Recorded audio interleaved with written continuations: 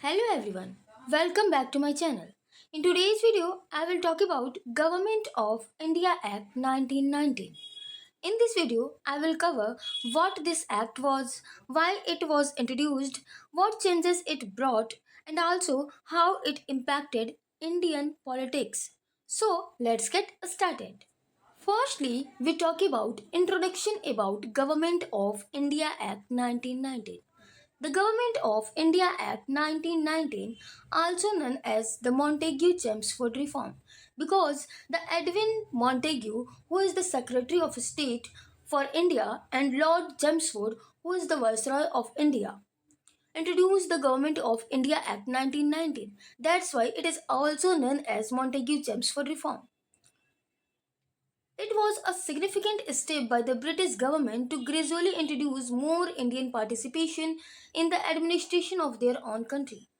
जो government of India act 1919 है उसे मॉन्टेग्यू चेम्सफोर्ड रिफॉर्म के नाम से भी जाना जाता है क्योंकि उस समय के जो सेक्रेटरी ऑफ स्टेट थे भारत के, वो मॉन्टेग्यू एडविन मॉन्टेग्यू थे और लॉर्ड चेम्सफोर्ड भारत के वायसराय थे, जिन्होंने इन दोनों ने ही एक साथ गवर्नमेंट ऑफ इंडिया एक्ट 1919 को इंट्रोड्यूस किया था, जिस कारण इसे मॉन्टेग्यू चेम्सफोर्ड के नाम से भी जाना जाता है।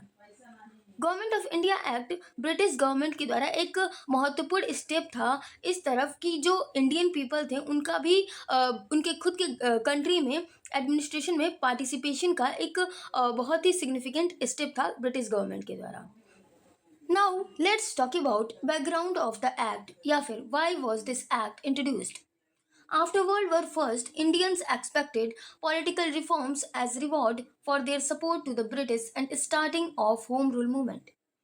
वर्ल्ड वॉर फर्स्ट के बाद भारतीय लोगों ने ये एक्सपेक्ट किया ब्रिटिश गवर्नमेंट से कि वो इंडिया की जो पॉलिटिकल सिचुएशन है उसमें कुछ रिवॉर्ड के रूप में कुछ रिफॉर्म लाएंगे, क्योंकि उन्होंने वर्ल्ड वॉर फर्स्ट में ब्रिटिश गवर्नमेंट की काफ़ी ज़्यादा सपोर्ट की है, मदद की है, जिस कारण उन्होंने होम रूल मूवमेंट के को भी स्टार्ट कर दिया क्योंकि वो पॉलिटिकल रिफॉर्म चाहते थे, जो कि एक कारण बना गवर्नमेंट ऑफ इंडिया एक्ट 1990 के आने का।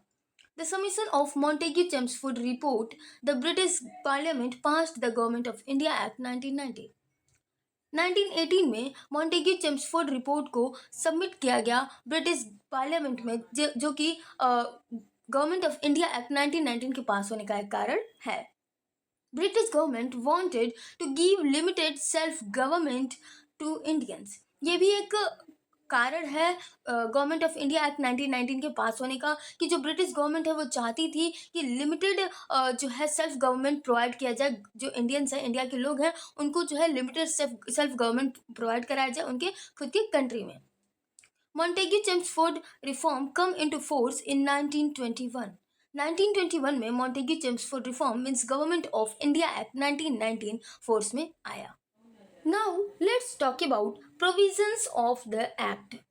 The British government, by Government of India Act 1919, for the first time officially declared its goal was to slowly bring in responsible government in India. Means giving Indians more power and making part of the government accountable to the elected representative of the people. Government of India act 1919 के जरिए जो है पहली बार British government ने अपनी जो उनका गोल है, पर्पस है, उसे डिक्लेयर किया कि वो स्लोली जो है भारत में रिस्पॉन्सिबल गवर्नमेंट को लाना चाहते हैं। भारतीयों को एक गवर्नमेंट में पावर देकर, गवर्नमेंट में पार्टिसिपेशन देकर जो है वो एक रिस्पॉन्सिबल गवर्नमेंट को इस्टेब्लिश करना चाहते हैं। सो मोस्ट इम्पॉर्टेंट जो प्रोविज़न है गवर्नमेंट ऑफ इंडिया एक्ट 1919 का, वो है डायरकी इन प्रोविंसेस या फिर dyarchy system in provincial level government, that is dual government. This was the most important feature of the act. Dyarchy means dual rule और to government या फिर to party government या फिर टू बॉडी गवर्नमेंट। डायरकी एक system of government है जहाँ पे to party या फिर टू गवर्नमेंट जो है एक ही लेवल पे रूल करती है। Provincial level government included the matters which were related to specific provinces, such as public health, local self government, education, general administration, medical facilities, land revenue, water supply, famine relief, law and order, agriculture, etc. Provincial level government में वो matters आते हैं जो कि specific province से, specific state से, specific territory से related होते हैं। Under the government of India act 1919, in each provinces the subject of administration area of government were divided into two category, means government of India act 1919 के तहत जो हर एक province था उस टाइम पे, ब्रिटिश रूल के अंतर्गत, ब्रिटिश रूल के अंडर जो हर एक प्रोविंस था उसमें जो एडमिनिस्ट्रेशन के सब्जेक्ट थे, मीन्स गवर्नेंस के जो एरियाज थे, उसे टू कैटेगरी में बांटा गया था। तो पहला कैटेगरी है रिजर्व्ड सब्जेक्ट, जो भी सब्जेक्ट मैटर था एडमिनिस्ट्रेशन का उसे टू कैटेगरी में बांटा गया था। पहला जो कैटेगरी था वो था reserved subject. These were important areas like finance, law and order, means police and justice, land revenue and irrigation. जो रिजर्व्ड सब्जेक्ट थे वो मोस्ट इम्पॉर्टेंट मैटर थे एडमिनिस्ट्रेशन के। These subjects remained under the direct control of the British governor and his executive council, जो कि direct control के अंतर्गत आते थे, मीन्स उस पर जो है लॉ बना सकते थे, उस पर जो है एडमिनिस्ट्रेशन करने का जो है डायरेक्ट कंट्रोल था वो ब्रिटिश गवर्नर के पास और उनकी एग्जीक्यूटिव काउंसिल के पास था। The executive council member were not responsible to the provincial legislature, जिसके लिए जो एग्जीक्यूटिव काउंसिल मेंबर थे वो अपने इन मैटर्स पे फंक्शन के लिए जो है प्रोविंशियल लेजिस्लेचर के प्रति रेस्पॉन्सिबल नहीं थे, आंसरेबल नहीं थे। Transferred subject. These were less critical areas like education, public health, local self-government, agriculture and public works. जो ट्रांसफर्ड सब्जेक्ट थे, ट्रांसफर्ड मैटर्स थे, उसमें लेस क्रिटिकल एरियाज आते थे, मीन्स लेस इंपॉर्टेंट एरिया आते थे, लेस इंपॉर्टेंट मैटर आते थे। These subject were handed over to Indian minister, जो कि इंडियन मिनिस्टर के द्वारा उस पर फंक्शन किया जाता था। इंडियन मिनिस्टर जो है उस पर लॉज वगैरह बनाते थे। who were chosen from the elected members of the provincial legislative council, जिसे जो इंडियन मिनिस्टर थे उन्हें प्रोविंशियल लेजिस्लेटिव काउंसिल में से चूज किया जाता था। जो इलेक्टेड मेंबर थे प्रोविंशियल लेजिस्लेटिव काउंसिल के, उसमें से इंडियन मिनिस्टर्स को चूज किया जाता था जो कि ट्रांसफर सब्जेक्ट से रिलेटेड मैटर्स को हैंडल करते थे। These ministers were responsible to the provincial legislature, means they could be removed if the legislature voted against them. जो इंडियन मिनिस्टर थे जो कि ट्रांसफर सब्जेक्ट से रिलेटेड मैटर्स से डील करते थे वो जो है प्रोविंशियल लेजिस्लेचर के प्रति रेस्पॉन्सिबल थे, आंसरेबल थे। और यदि प्रोविंशियल लेजिस्लेचर जो है उनके अगेंस्ट, किसी स्पेसिफिक इंडियन मिनिस्टर के अगेंस्ट जो है वोट देती थी तो उन्हें अपने पद से रिमूव होना पड़ता था, उन्हें उनकी पोस्ट से रिमूव कर दिया जाता था। The dyarchy was implemented in 8 provinces such as Assam, Bengal, Bihar and Odisha, Central Provinces, United Provinces, Bombay, Madras and Punjab। ये कुल 8 प्रोविंसेस थे जहाँ पे डायरकी सिस्टम को, मीन्स प्रोविंशियल लेवल गवर्नमेंट पे डायरकी सिस्टम को, मीन्स ड्यूअल गवर्नमेंट को implement किया गया था। It was provided that in case of failure of constitutional machinery in the provinces, the governor could take over the administration of transferred subject also। Government of India act 1919 में ये provision भी था कि यदि किसी स्पेसिफिक प्रोविंस में, provincial level government में यदि कॉन्स्टिट्यूशनल मशीनरी फेल कर जाती है, मीन्स एक कॉन्स्टिट्यूशनल प्रोसीजर के अंतर्गत जो इस टाइम के लॉज थी, कॉन्स्टिट्यूशन थी जो ब्रिटिश गवर्नमेंट के द्वारा किसी भी लॉ को इम्प्लीमेंट करने का जो भी प्रोसीजर था, यदि वहाँ पे जो है कोई भी गवर्नमेंट जो है प्रोविंशियल लेवल पे वो कॉन्स्टिट्यूशनल मशीनरी को फेल कर जाती थी, मीन्स जो इंडियन मिनिस्टर्स थे वो अपने फंक्शन को जो है अच्छे से नहीं कर पाते थे या फिर वो मेजॉरिटी में नहीं आ पाते थे, तो गवर्नर के पास ये पावर थी कि वो ट्रांसफर सब्जेक्ट से रिलेटेड जो उनके पास, इंडियन मिनिस्टर के पास जो एडमिनिस्ट्रेशन का पावर है वो गवर्नमेंट जो है टेक ओवर कर सकती है, ले सकती है। सो ट्रांसफर सब्जेक्ट से रिलेटेड जो भी एडमिनिस्ट्रेशन का पावर है वो भी जो है इमरजेंसी के टाइम, या फिर बोल सकते हैं जब कॉन्स्टिट्यूशनल मशीनरी फेल कर जाती थी किसी प्रोविंस में, तो गवर्नर के पास ये पावर था कि वो ट्रांसफर सब्जेक्ट से रिलेटेड एडमिनिस्ट्रेशन पावर को भी इंडियन मिनिस्टर से ले सकती थी। The Secretary of State for India and the Governor General could interfere in respect of reserved subject, while in respect of the transfer subjects, the scope for their interference was restricted. Secretary of state for India और governor general के पास ये power था कि वो जो reserve subject है उसमें इंटरफेयर कर सकते हैं और उससे रिलेटेड मैटर्स से डील कर सकते हैं, लेकिन जो ट्रांसफर्ड सब्जेक्ट्स थे उसमें इंटरफेरेंस का जो पावर था उनके पास नहीं था, जो कि एक रेस्ट्रिक्शन है गवर्नर जनरल और सेक्रेटरी ऑफ स्टेट के पावर पर। Now, let's talk about legislature on provincial level government. The act provided unicameral legislature in the provinces. Government of India act 1919 में ये प्रोविजन है कि प्रोविंशियल लेवल गवर्नमेंट में unicameral legislature होगी, means one house होगी legislature की। The actual number of members in the legislature varied from province to province, that is from 40 to 140। जो number of member थी लेजिस्लेचर में वो हर एक प्रोविंस में बदलती रहती थी, जो कि 40 से लेकर के 140 के बीच मेंबर्स होने चाहिए हर एक प्रोविंस के बीच, जो कि हर एक प्रोविंस में अलग अलग होती थी। 70% of the members in the provincial legislature were to be elected and 30% were nominated. उन मेंबर्स में से जो कि प्रोविंशियल लेजिस्लेचर में होते थे, उन मेंबर्स में से 70% मेंबर जो हैं वो इलेक्ट किए जाते थे, जबकि 30% मेंबर जो हैं वो नॉमिनेट किए जाते थे। Some women were given the right to vote, though this was also limited.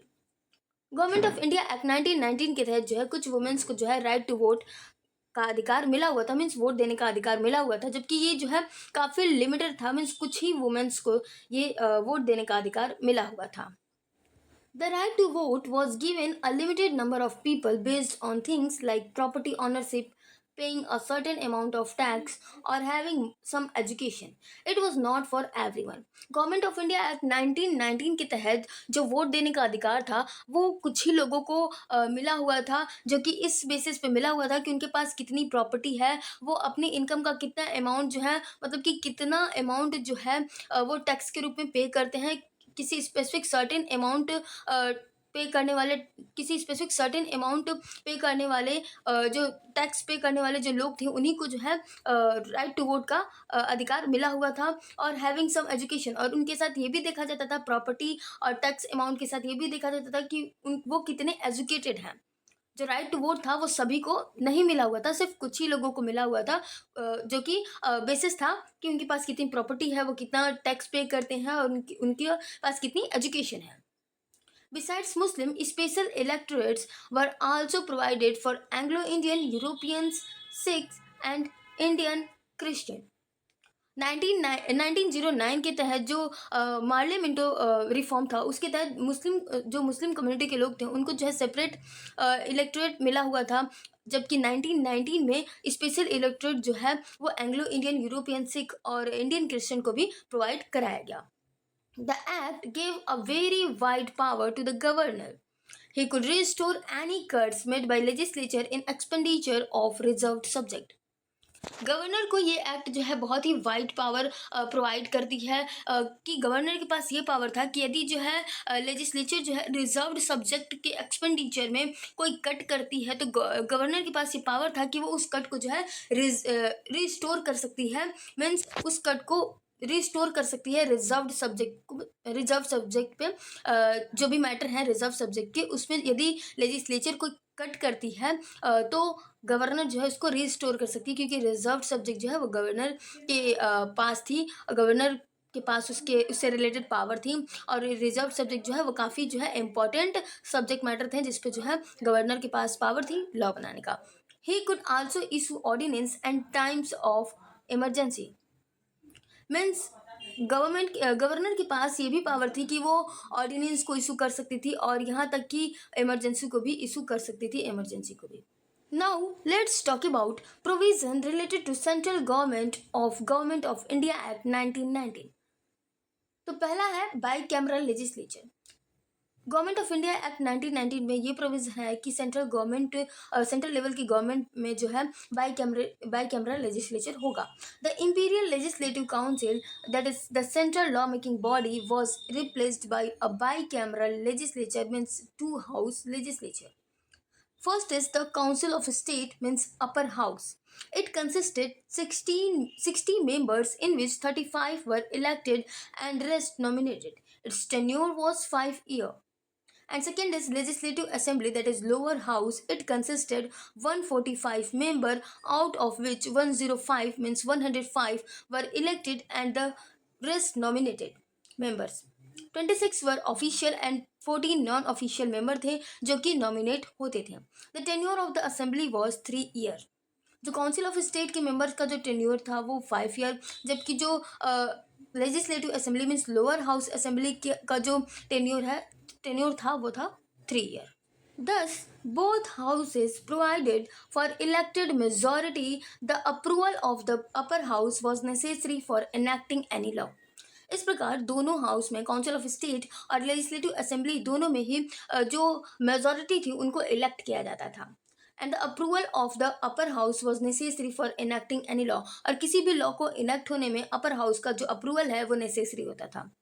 अब हम लोग देखते हैं सेंट्रल एग्जीक्यूटिव से रिलेटेड जो प्रोविजन थे गवर्नमेंट ऑफ इंडिया एक्ट 1919 में. The act give extraordinary power to the governor general in respect of Indian administration. Government of India act 1919 में गवर्नर जनरल को एक्स्ट्रा ऑर्डिनरी पावर दिया गया था Indian administration से related. He could override the decision of his executive council. उसके पास ये power था कि वो अपने एग्जीक्यूटिव काउंसिल के डिसीजन को ओवरराइड कर सकता था. The number of Indian member in the Executive Council was raised from 1 to 3 in the 8-member council. Government of India act 1919 में ये प्रोविज़न था कि उस टाइम पे जो एग्जीक्यूटिव काउंसिल थी 8 मेंबर्स की, उसमें जो इंडियन मेंबर का जो इंडियन मेंबर्स थे उनको 1 से बढ़ा करके मीन्स 1 से बढ़ा करके 3 कर दिया गया था. The act gave extensive power of law making to governor general. Government of India act 1919 governor general को जो है एक्सटेंसिव पावर देती थी लॉ बनाने के लिए. No bill passed by the central legislature could become a law without his assent. कोई भी बिल जो कि सेंट्रल लेजिस्लेचर के द्वारा पास किया गया होता था वो लॉ तब तक नहीं बन सकता था जब तक कि गवर्नर जनरल उस पर अपना असेंट ना दे दे. जैसे कि भारत में इस टाइम पे इंडिपेंडेंट इंडिया में प्रेसिडेंट की जो पोजीशन है वो उस टाइम पे गवर्नर जनरल की थी. The position of the governor general was further strengthened by the power of certifying bills, restoring courts in financial matter, promulgating ordinance etc. जो गवर्नर जनरल की पावर को और ज़्यादा बढ़ाया गया इन प्रोविजंस के साथ कि जो गवर्नर जनरल है वो certifying bills means power of certifying bills को सर्टिफाई कर सकता था. जो भी फाइनेंशियल मैटर से रिलेटेड जो भी कट्स होते थे लेजिस्लेचर के द्वारा जो भी कट्स किए जाते थे उसको रिस्टोर कर सकता था. इवन उसके पास ये भी पावर था कि वो ऑर्डिनेंस को प्रोमलगेट कर सकता था और इमरजेंसी को भी जो है वो इशू कर सकता था. ये कुछ पावर्स थे गवर्नर जनरल के. He was also empowered to dissolve either houses. उसके पास ये पावर था कि वो किसी भी हाउस को डिसॉल्व कर सकता था और extend it's tenure of life. इसके साथ ये भी पावर था कि वो किसी भी हाउस के लाइफ को टेन्योर ऑफ लाइफ को जो है एक्सटेंड कर सकता था, बढ़ा सकता था, जो कि गवर्नर जनरल की पावर को जो है मजबूत करता था. अब हम लोग देखते हैं powers of viceroy. The legislature was addressed by the viceroy. जो लेजिस्लेचर होती थी वो वायसरॉय के द्वारा एड्रेस की जाती थी. He could call for the meeting or adjourn the meeting or even repeal the legislature. वो लेजिस्लेचर को मीटिंग पे बुला सकता था, मीन्स लेजिस्लेटिव असेंबली को मीटिंग पे बुला सकता था, मीटिंग को एडजर्न कर सकता था और इवन जो है लेजिस्लेचर में रिपील भी दे सकता था. Public service commission. The act provided for the establishment of a public service commission in India for the first time. This was meant to ensure fair selection of government employees. Government of India act 1919 में ये provision था कि public service commission को पहली बार जो है public service commission को India में इस्टेब्लिश करने का provision government of India act 1919 में था. इस कारण क्योंकि इसका मतलब ये हुआ पब्लिक सर्विस कमीशन को इस्टेब्लिश करने का मतलब ये हुआ, इस पर्पज़ के साथ इसे इस्टेब्लिश करने का प्रावधान था कि इंडिया में जो गवर्नमेंट एम्प्लॉयज़ थे उनका फेयर तरीके से जो है सिलेक्शन हो सके. अगला है review of after 10 years. The act also stated that a special commission would be set up after 10 years to look at how the reform were working and suggest further changes. Government of India act 1919 में ये भी provision था कि 10 साल बाद जो है 10 year after जो है एक स्पेशल कमीशन को सेट किया जाएगा इस चीज़ को देखने के लिए कि कैसे जो ये रिफ़ॉर्म है Government of India Act means Montagu Chelmsford reform जो है वो कैसे वर्क कर रही है। और वो स्पेशल कमीशन इस बात को भी सजेस्ट करेगा कि उसमें क्या-क्या चेंजेस लाए जा सकते हैं। तो ये जो प्रोविज़न है, ये जो मैटर है, ये जो बात है वो गवर्नमेंट ऑफ इंडिया एक्ट 1919 में दिया हुआ था, कहा गया था। This led to the formation of the Simon Commission in 1927, जिसका रिजल्ट था 1927 में साइमन कमीशन, जिसे सेट किया गया था मॉन्टेग्यू चेम्सफोर्ड रिफॉर्म से जो रिलेटेड वर्किंग थी कि वो किस प्रकार फंक्शन कर रहा है और उसमें क्या क्या चेंजेस लाए जा सकते हैं ताकि और अच्छे तरीके से इंडियन एडमिनिस्ट्रेशन अच्छे से चल सके। साइमन कमीशन 1927 को सेट किया गया था। Now let's talk about significance of the act. The act accepted the principle of division of power between centre and the provinces.